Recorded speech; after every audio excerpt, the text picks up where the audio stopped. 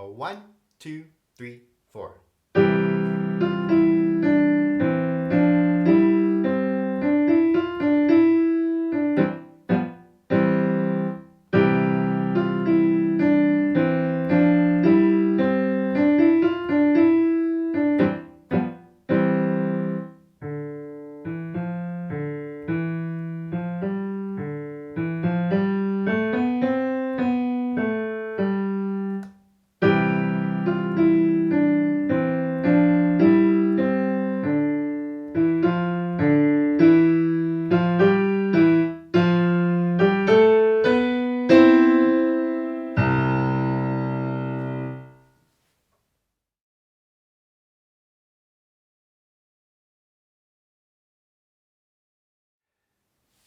Okay guys, let's have a look at Deck the Keys.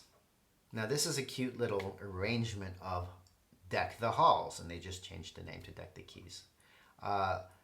They are introducing you, or further introducing you, to the dotted quarter note, the concept of the dotted quarter note. And this is actually kind of a hard rhythm to count, the dotted quarter note followed by an eighth note.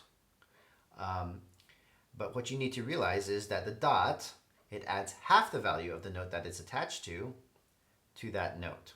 So when you see a dot on the side of a quarter note, making it a dotted quarter note, right? A quarter note normally has one beat.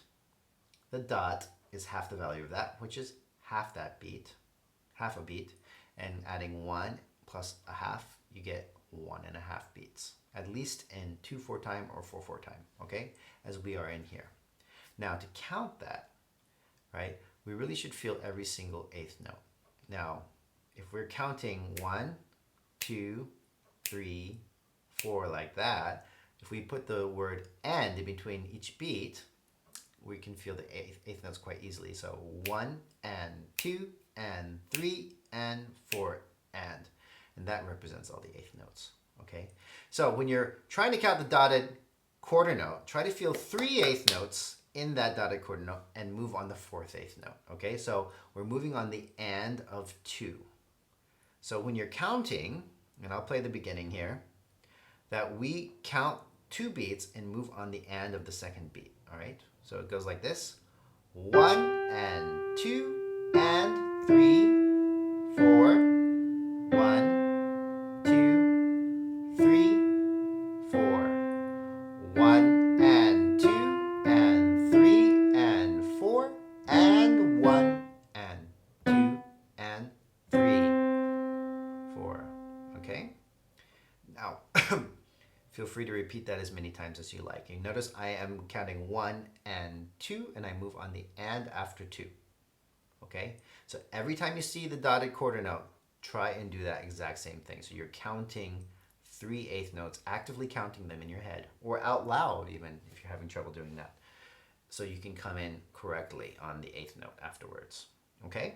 Now, just looking at this piece, I'll play it a little faster now, all right? So you are in position C.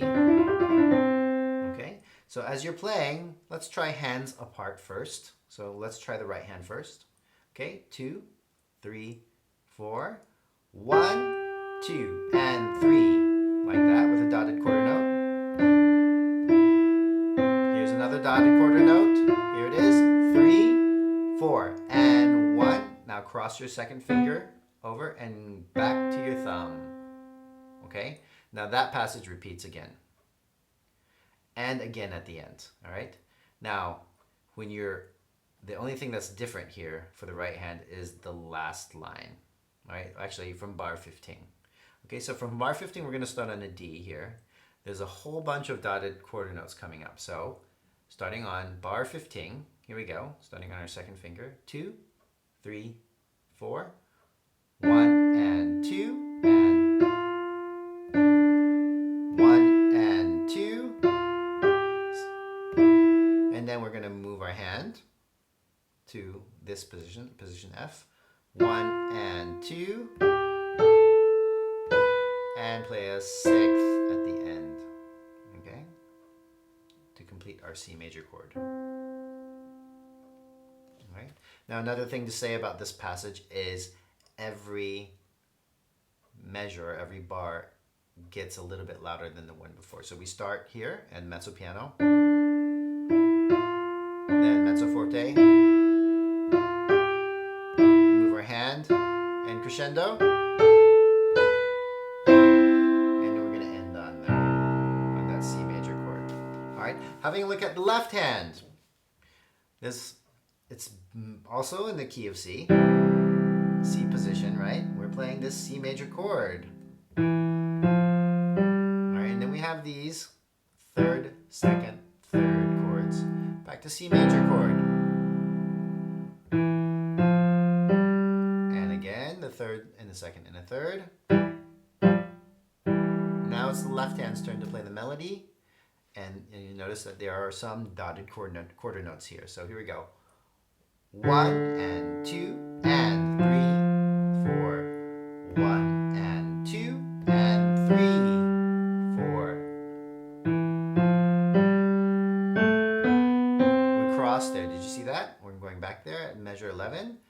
We're going to cross to 3, kind of like if you're playing a scale.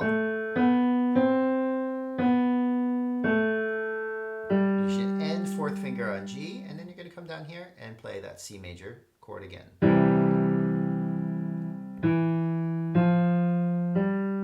right, and here we play with the right hand. You're actually playing the same notes.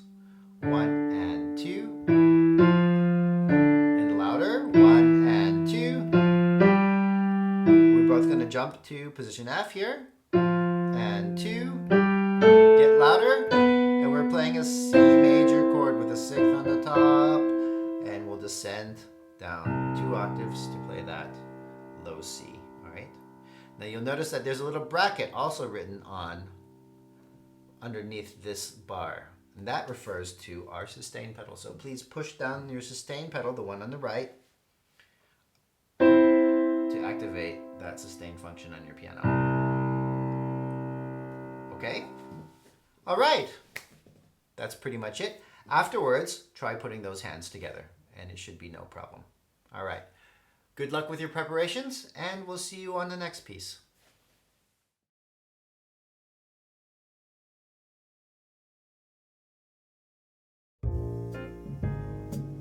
That's it for this video. If you found this video helpful, please consider clicking on that like button and subscribing to my channel. Thanks for watching.